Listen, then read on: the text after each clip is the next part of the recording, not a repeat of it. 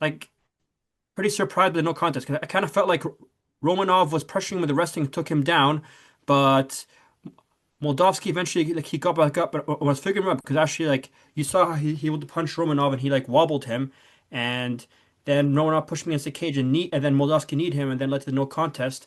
But I was kind of surprised at how they let the tournament move on based on that because they're saying oh because he was winning the round, but like in the meantime Moldavsky I thought was actually like wobbling him doing the damage in that fight and was about to figure out Romanov. So I kind of was like surprised how they decided Romanov was to move on.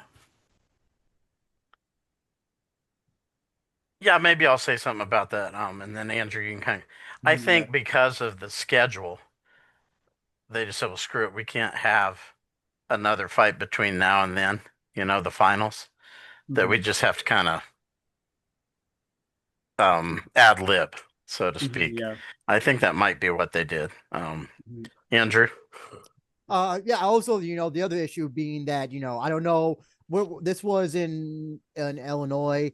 You know, after every fight, there's the suspension, and I'm not so sure how they do the suspensions, especially if it's a tournament, and it's so there's that to consider. But the other thing I'm also happy with is that I'm glad this happened now rather than later because we now the other thing that also is that even if Romanov was losing, if he was even like getting the shit kicked out and then he got kicked in the balls, whatever. Here's the problem: is that I know it's hard to pick a winner based on one round and it going. How long did it even last? Like 4 minutes, maybe. Yeah, I Yeah. think so. Yeah. So, but here's the problem: is that if they had given it to Moldavsky, then you're telling people in the future, oh, you know what? Whether you're winning, if you're winning, you can then just kick the guy in the balls or poke him in the eye, and we will pick you to win. I hope this sets a precedent that the person who gets, I don't know, victimized, who gets the hit, they will lean towards, even if that person is losing, they get. I know that some maybe they might be over dramatic there or they might be faking it.